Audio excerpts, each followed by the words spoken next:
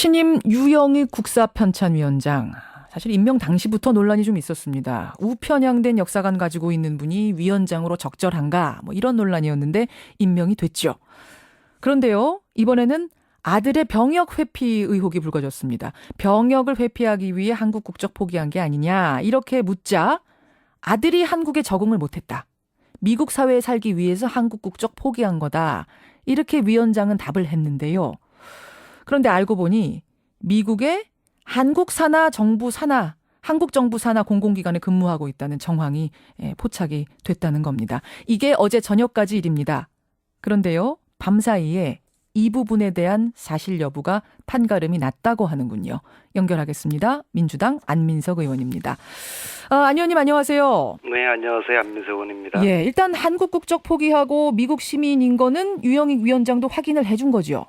네, 그거는 유영익 위원장의 인사기록 카드를 보고서 확인을 한 거죠. 예, 분명한 사실. 그런데 유 위원장은 병역 기피하려고 그런 거 아니다. 나름의 이유가 있었다. 이런 식으로 답을 했습니다. 네. 제가 그 답변을 좀 그대로 보자면 미국에서 태어난 아들이 한국으로 돌아와 초등학교, 중학교를 다녔는데 영 적응을 못하고 성적도 하위권이어서 다시 미국으로 보냈다. 대학 졸업한 뒤에 다시 한국으로 데려왔더니 또 적응도 못하고 취직도 안 돼서 미국으로 보낼 수밖에 없었다. 이렇게 해명을 했는데 어떻게 된 겁니까? 일단 그 유영익 위원장 인사 기록에 미국 국적을 가진 이제 외아들 한 명이 있고요. 예. 아들의 한국 이름과 영문 이름, 학력, 경력, 가족사 모두 일치하는 분이 이제 문화관광부 산하 공공기관인 미국 사무소에 근무하고 있는 것으로 확인을 했는데요. 어제 유영익 위원장이 그 한 해명은 저는 국민들 상대로 거짓말을 한 그런 그 해명이라고 좀 봅니다. 왜냐하면 첫째로 예. 이 아들은 미국에서 아주 명문 대학을 졸업한 수재예요. 명문 대학의 성적이 하위권이어서 부적응자여서 하위권이었다 이렇게 설명을 했는데 아니란 얘기인가요? 미국에서 아주 명문 대학을 졸업하고 명문 대학원의 MBA까지도 졸업하고 그리고 한국의 아주 그 명문 대학원에서 MBA를 마친 예. 수재예요. 그렇군요. 그래서 유 위원장의 아들로 확인되고 있는 분이 맞다면 예. 그 아들은 보통 수재가 아니죠. 예. 그리고 이 아들의 이력서를 구했는데요. 예. 스스로가 그렇게 써요. 한국어와 영어에 모두 아주 능통하다고 써 있고요. 그리고 실제 주의 증언을 들어봤는데 예. 한국말과 미국말을 그렇게 유창하게 잘하는 사람은 미국 교포들 중에서도 거의 찾아보기 어려울 거라고 증언하고 있어요. 아하. 그런데 이것이 어느 장애입니까? 웃기죠. 예. 두 번째로 예.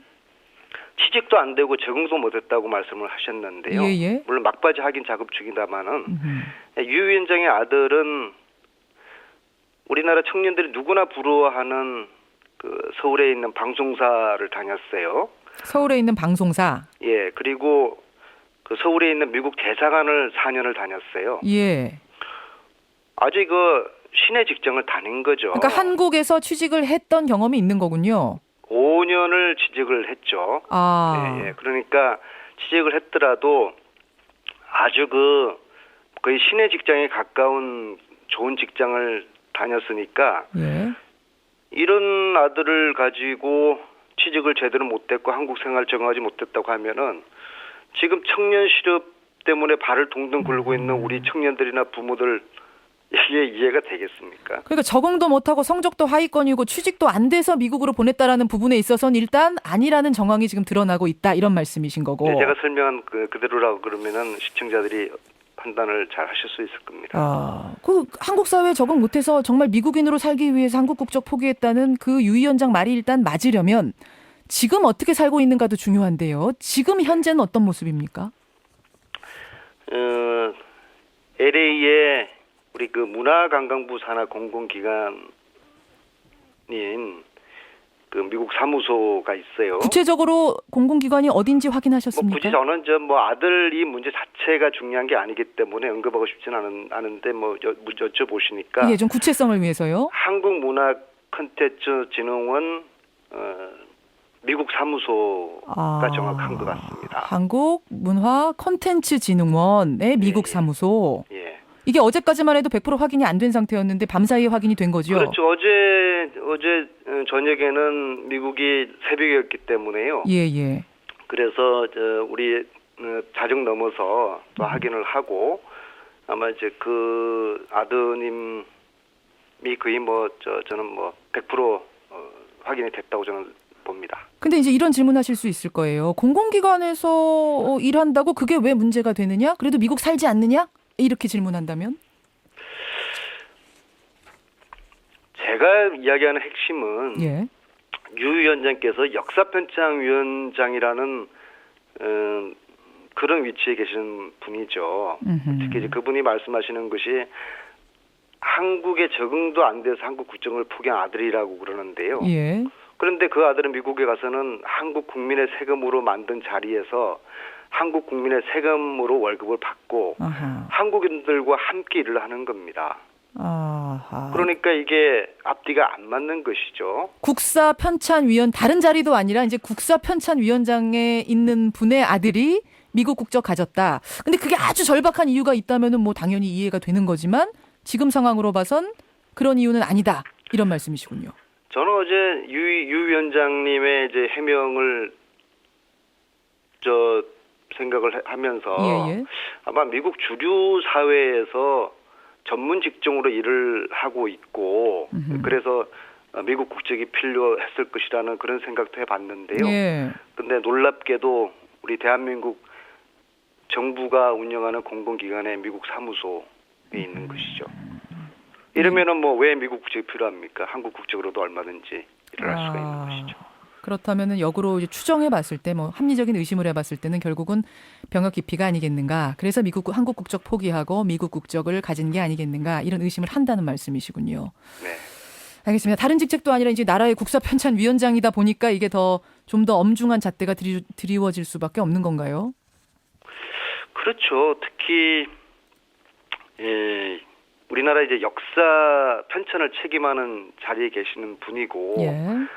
그런데 이제 최근에 그분의 이제 발언이 물론 기존에도 그분이 위험한 발언들을 하셨는데 가령 독재자 이승만을 세종대왕처럼 아주 위대한 지도자라고 주장을 하셨고 국감에서 나온 얘기죠. 예. 그렇죠. 또 미국에 당당하자고 하셨던 노무현 대통령의 말씀을 반민주의라고 이야기를 하는 아주 위험한 수준의 어떤 사대주의적 사고를 가신 분이죠.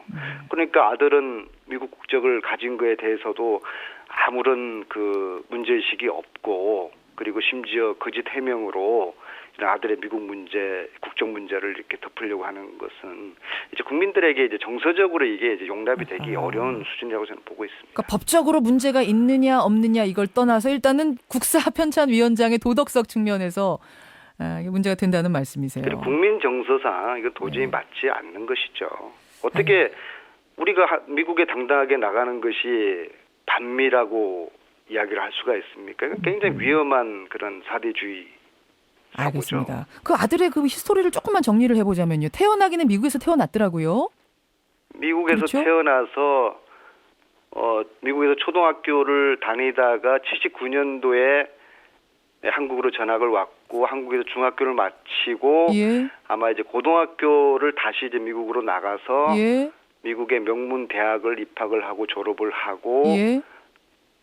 한국의 명문 다시 한국으로 와서요. 대학원에서 MBA를 마치고 예. 그리고 서울에 있는 방송국과 서울에 있는 미 대사관을 다녔고 예. 5년을 예. 그리고 다시 미국 아주 명문 학교에 비해서는 아주 명문 대학원의 MBA를 이제 2006년도에 마치게 됩니다. 예, 그리고 나서 2006년부터 우리의 LA에 있는 공공기관에 근무를 하게 그렇게 되는 거군요. 그 과정에서 이제 나이가 찼을 때 한국 국적을 포기하고 미국 국적 취득하는 것으로 이렇게 마무리를 지었고요. 그게 이제 만 21세에 선택을 하게 돼 있습니다. 예, 과거 이제 국적법에 의하면 만 21세 선택을 하게 돼 있는데요. 예. 아들이 72년생이니까는 93년 아마 대학교 2학년이나 3학년 정도였을 겁니다. 미국 대학 다닐 때. 알겠습니다. 그때 이제 국적을 포기하고 미국 국적을 취득하게 되는 것이죠. 유영익 위원장이 이게 사퇴까지 해야 할 일이라고 지금 보십니까? 그렇죠. 제가 말씀드리는 것은 이것은 고위공직자이고 그 중에서도 특히 우리나라의 역사를 책임지는 국사편찬위원장이라는 거고요. 그런데 저는 여기서 본질적인 문제는 청와대의 인사검증 시스템이라고 봅니다. 제가 확인한 바에 의하면 박근혜 대통령께서는 유영익 위원장 아들의 미국 국적 문제를 저는 알고 있었을 거라고 저는 봅니다. 아하. 완전히 국민 정서를 무시한 독선적인 인사였죠. 국민 정서를 알았다면 당연히 이 국사편찬위원장이란 자리에는 오를 수 없는 걸러냈을 것이다. 그게 당연하지 않겠습니까? 아하. 그럼 또 구멍이 뚫린 건가요, 인사검증 시스템에? 뭐 그런 연장선상의 문제라고 보고 있습니다. 알겠습니다. 예. 물론 한나라의 국사편찬위원장 아들이라고 할지라도 뭐 절박한 이유가 있다면 국적 포기할 수 있겠죠. 하지만 지금 상황으로 봐서는 그 정도 절박한 이유가 없어 배는데 한국 국적 포기하고 다른 나라 사람 됐다. 또 하는 일은 한국 정부 일을 하고 있다. 과연 적절한가? 의문을 가질 수 있다라는 주장. 여러분은 어떻게 생각하십니까? 안민석 의원님 오늘 고맙습니다. 네, 감사합니다. 예, 민주당 안민석 의원이었습니다.